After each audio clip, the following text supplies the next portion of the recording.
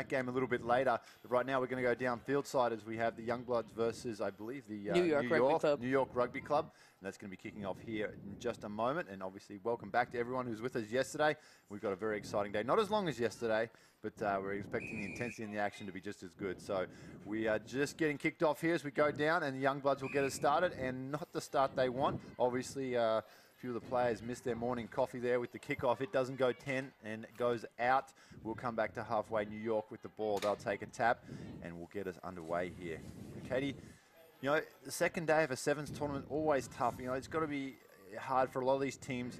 Unlike the IRB circuit for the women and men, there's nothing really to play for in terms of points. You've kind of, everyone comes here to win the national championship. How hard is it to get up on the second day and play knowing that you're not going to be getting a shot at that championship? Fantastic effort here by New York early on to put some points on the board quickly. As Dan just was alluding to, the part about really just recovery, I'm sure that New York focused on that for today, and just shifting of the momentum early on in these series. Looks like New York's really ready to go early in this morning. Yeah, nice little try there from April Cornell. And you know, on the plus side for the viewers at home, what you're going to see is a little bit of caution to the wind style sevens rugby. They're going to throw it around. You've got nothing to lose. You've got everything to win. So let's see what these girls can do here. New York on the board nice and early here, 5 points to 0 over the Youngbloodz. And we saw some good little players here yesterday from both clubs. I really like Lundstrom from the Youngbloodz, the taller lass there in the 6 jersey wearing the headgear. She was a good little player, and like you said, I think she spent some time down with the sevens. Definitely was a contracted athlete with the program down in Chula Vista, and as you said, a key component of the Women's Premier League Twin City Amazons team that represents the Minnesota area. A number of these players are crossover, combining the great collegiate programs in with what we have going on with the Women's Premier League. Yeah, it's a great little touch. I do enjoy watching some of the Premier League. No, it's not sevens, but we have the Glendale Raptors in the Premier League out in Denver. I like to get down there and watch the girls when I can, and they had a great game, I think, last year against the San Diego Surfers, and you know, we're going to see the Surfers up here in just a moment. But right now we get back to the action. Youngbloodz have the ball. There is Lundstrom deep in her own end. She shifts it across. That's a nice long pass there to Berg. Pass goes to ground. They've had a little bit of issues with the handling early on here, the Youngbloodz. Unfortunately, that one unable to get into Stevens' hands, and we saw her. She's from Sioux Falls, South Dakota, of all places. I got a pretty strong familiarity with South Dakota. The beautiful wives from South Dakota and Aberdeen. I'm not sure if anyone's tuning in from Sioux Falls to watch Stevens play. I'm sure there is, but one of the coldest places in America, South Dakota. Let me tell you, from a boy from the Gold Coast in Australia stepping off a plane to -26 in South Dakota, that was a bit of an interesting culture shock for me. Here we go, referee not happy there with the early tackle. New York will have the ball, and they're going to attack here through the 11 in Nicole Humphrey. She comes back to the middle. Nice little pass off there to Berry. She'll go across there. They're scheming. There's some value out here. And again, it's the try scorer Cornell. She's shown some pace before. Can't get around the corner this time. Goes back inside Cornell. Straightens this thing up. She's broken 2 or 3 tackles there as she goes back to Berry. Berry now, little pass. Youngblood's having trouble pulling the New York players down to the ground. Wayward pass again comes down out to the wing. With McCarthy. She's been dangerous, McCarthy. She had a good day yesterday. This time, beautiful low grassing tackle there from the Youngbloodz to bring it down. About 5 meters out from the line, right under the post now. New York, they come to McCarthy. She shifts it across. Beautiful ball to Ruggiero. Another nice little pass out there to Newarth. Can she get over the line? Newarth, it's a matter of getting it down. The referee's going to have a look with the AR. Awards the try. Newarth, beautiful stuff there. New York again on the board. And the second try of the game there takes them to 12 points to 0. Great effort there by the Youngbloodz to just try to do what they can to manage the damage from New York early. A couple great tackles. Katana Howard, we see a collegiate All-American player as well. Just something that just New York was able to overload them and just early scored the points. Yeah, definitely New York looking like the more enthusiastic of the team here. You see McCarthy's conversion just falls short, leaves the score at 12 points to 0. About 2.5 minutes left here in the first half. Good morning to those who are just joining us, wherever you are in the country or the world, tuning in, watching friends and family play here today in the National Club Sevens Championships from Starfire Sports Stadium. I'm Dan Power, joined by the lovely Katie Wurst here in the box. And Katie, We've been treated to some big games yesterday, but coming up a little later in the cup stuff, who's your favourite for the women's bracket to take away the championship here today? I think we'll see. My pick certainly will develop in the next couple of series of matches. Thinking that San Diego's been quite strong so far. Surfers are always in contention for this championship component for the sevens. Yeah, I really liked the looks of Orsu yesterday. It wasn't up until that last game where they got knocked out by San Diego. I thought the winner of that game would go on and do it, so I'm going to have to go with San Diego too. You can't sit back and make your pick later. It's like going to Vegas and playing roulette and saying, can you spin it first and then I'll tell you red or black. Well, as we talked about before, really it's all about who wins the recovery in this time off. So we'll see early stages, just kind of getting out to the field early, checking the warm-ups, see what each team's feeling out for this day. Weather's a slight bit different, just really working with what the teams have gone over from the night before, I'm sure reviewing film, and seems to have worked for New York so far. It certainly has, and it's been this girl right here with the ball, Cornell, who's had a big impact early in the game. She's already scored a try, and look at it just driving forward. She's such a tough customer to bring down one-on-one. New York recycle the ball well. They come out to the left now through McCarthy, and that ball in hand there with Nicole Humphrey. She straightens things up about 22, but she's going to get caught there, not releasing the ball. Youngbloods go quickly. They take the tap. They're moving it out now through Berg. Looks to link up. They do well to pull out.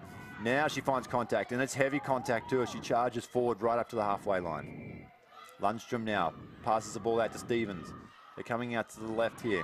Nice little switch and lead. There's value. McCarthy's trying to hold. She can't hold long enough, and again from the Youngbloods. Ball can't find him. That's Stevens, sorry, in the one jersey. McCarthy did a great job there for New York, playing very soft, waiting for the play to unfold in front of her. And again, the Youngbloods unable to execute that last pass. I'm sure Stevens would like to have that one back. Great job by Debbie Stenoyan to draw the player across and created some space for her teammate. Teammate just looked up. And again, as we saw, all about looking the ball into your hands, making sure that you have the poise when you do see the space to be able to complete the reception. Yeah, Katie Stevens, she scored a couple of great tries yesterday. Another good scrum, though, from the Youngbloods. Definitely haven't given up this one, going down 12 points to 0 here so far, and it's going to be probably pretty close to half time here, Katie. And you know, they haven't given up. They want to get some points on the board. It'd be crucial before half time if they can get this scrum. Unfortunately not. It comes down to McCarthy. She shifts the ball across. Nice little loop there. They come back. Youngbloods have done well in defence though. Oh, beautiful little option here. A little kick through. No sweeper back. Goes back to Stevens. She's a speedster. There could be trouble in open play if she can get loose. McCarthy does a fantastic job following up her kick there. Makes the tackle one-on-one. Youngbloods now move it out to the left through Lundstrom. Long flat pass to Berg. She needs some support. It's out there. It's wide. Can it go? No. Ball goes to ground. Bounces off the knees though. She's slung down to the ground. Lundstrom jumps in. There's value on the blind, so if she can draw in there, she does a good job. Humphrey though, solid in defence. Oh, not solid that time. Beautiful stuff there. That's Katana Howard there. Remember the Twin City Amazons and Youngbloods program too, out of the product of the Women's Junior All-American system. Yeah, Howard, very strong ball carrier. Now there's troubles. It comes out to the right. Stevens has got some space. McCarthy coming across in defense. She's not going to be able to pull her in though. Stevens back inside. She's going to go all the way. Stevens, this little sensation from Minnesota. She dots it down. And the girl from South Dakota, Sioux Falls, gets another try next to her name. She really made true on being able to utilize the space, and just fantastic little swerve move there. And as we see the pace that she has, it's just, for her, I'm sure she's been picking it up as the game has developed and getting more confidence as she goes along. Yeah, she's definitely got the build of what you'd like to see from your little crafty sevens players in that Carlin Isles mode. Just a little bit smaller, but she's very, very quick, and she's got great footwork. She moves across the field. Conversion looks like was successful there, which will leave the score at 12 points to 7 at halftime. You know, the Youngbloods maybe.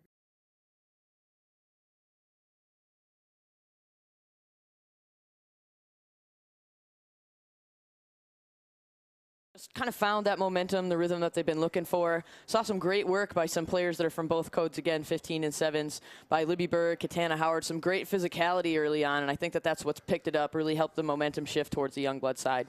On the New York side of things, obviously, their key players there. Molly McCarthy, she's been outstanding. Mary McCarthy. Mary McCarthy. Apologies to Mary McCarthy. She's been outstanding. I mean, she just does so well, holding the ball in two hands, going across the field, finding her runners. And I really like the looks on the Youngbloods, too. If they're going to get back into this, Katana Howard, isn't she a handful?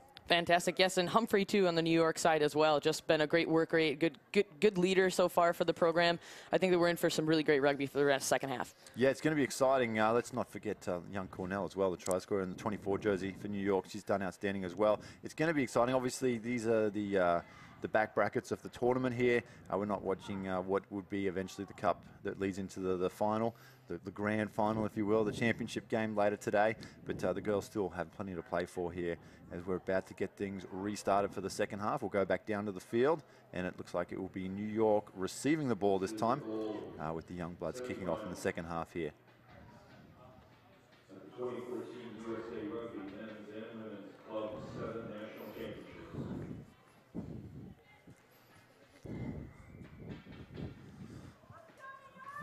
New York to kick off. There is Mary McCarthy. Mary McCarthy. I'm sure there's a Molly McCarthy out there somewhere. There certainly is. She's actually one of the Stars and Stripes program coaches and works as a coach educator for USA Rugby. Katie Worth is a fountain of knowledge, and I'm so happy to have her next to me. Otherwise, I would be on struggle street. She's keeping me in tow, doing a great job here. Here we go, tweaking of a great job. How about that restart from Mary McCarthy? Gets things going. New York on the front foot. Unfortunately, referee spots a little bit of a knock on there. We're going to come back and pack a scrum about 40 metres out from the Youngbloods line. They'll have the put in of the ball though, and we've really seen it, the improvement of the restarts as the day's gone on. The tactical kicking from some of the women's team has been very impressive. They've really figured these restarts out. And on the receiving end as well, too, just playing the ball in the air. Colin has especially alluded to the fact of you really have to get an early on start. So if you let the ball bounce, it's just all sorts of things that can go wrong for your side. Oh, yeah. I mean, look at the shape of a rugby ball. You don't want that thing hitting the ground. It's going to go absolutely anywhere. But Colin Hawley, he'll be joining us a little bit later on. One of the absolute masters of restarts, whether it's receiving or going up to get the ball for his team. He would be a man who knows plenty about restarts. Ball comes out now. You look, they're going to try to stretch this wide again. Nice little switch play there. Turns Venata back inside. And now Howard is loose down the left-hand side. She's got Lundstrom on her left. She throws a dummy, another dummy. Can she go all the way? Drag down from behind. Beautiful cover tackle there from Adria Orr. And now the ball comes out though. Still the Youngbloods on attack. Down 5 points. Switch, they come back to blindside. Lundstrom with the ball. Takes it into contact and flicks it out to the left. The ball's going to beat everyone over the sideline though, and what looked like a very promising attack breaks down there with a wayward pass from Lundstrom. Just fantastic effort by J.C. Venata to draw the defense in to just let Katana Howard loose, and great speed and pace that we've seen.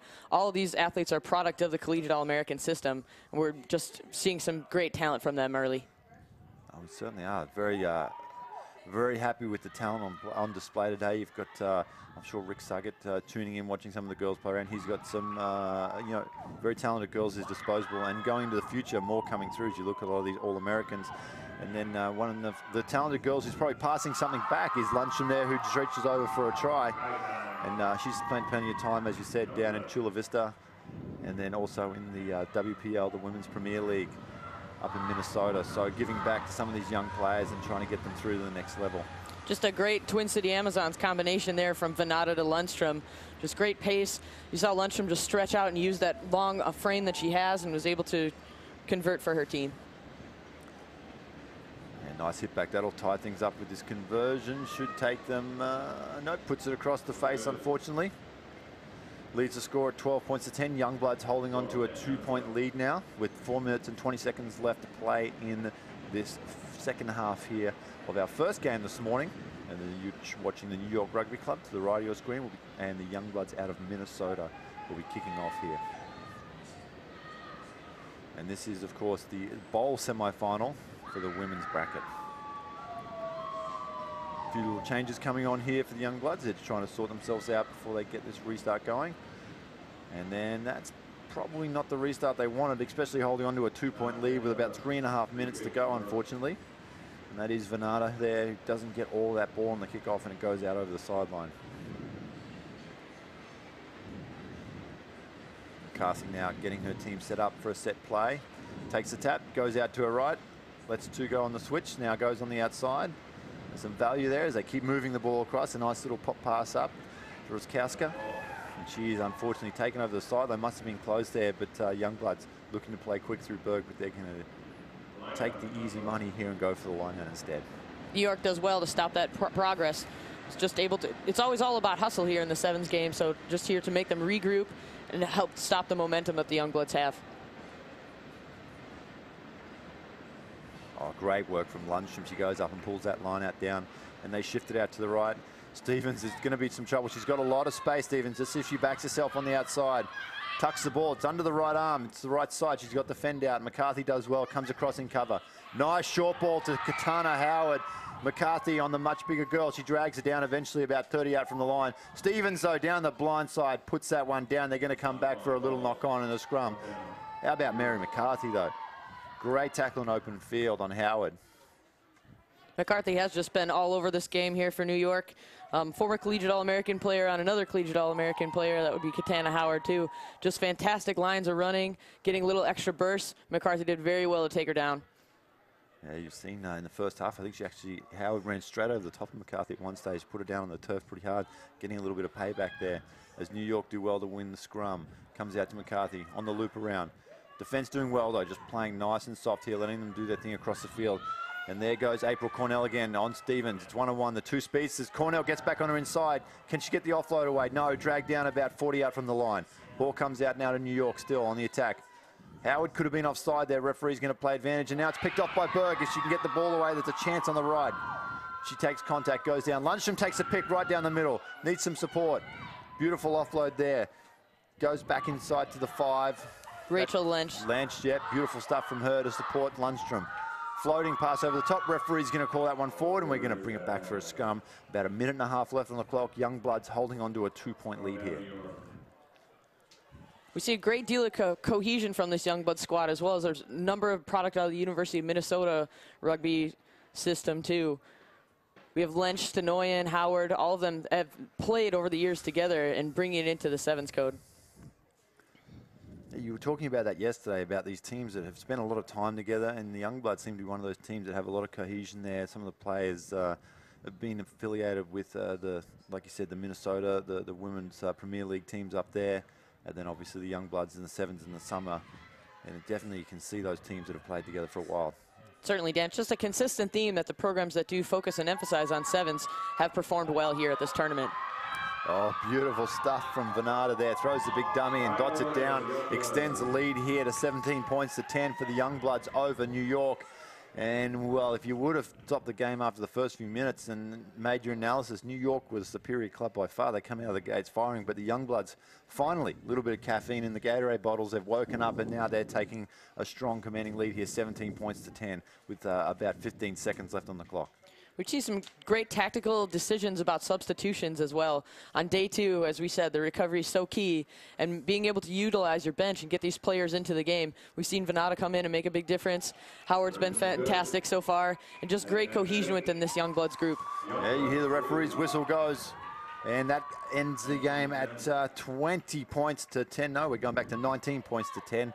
Our scoreboard operator's a little confused. He's not helping me much either. But 19 points to 10. The Youngbloods will continue on in the bowl bracket with New York Rugby Club dropping out.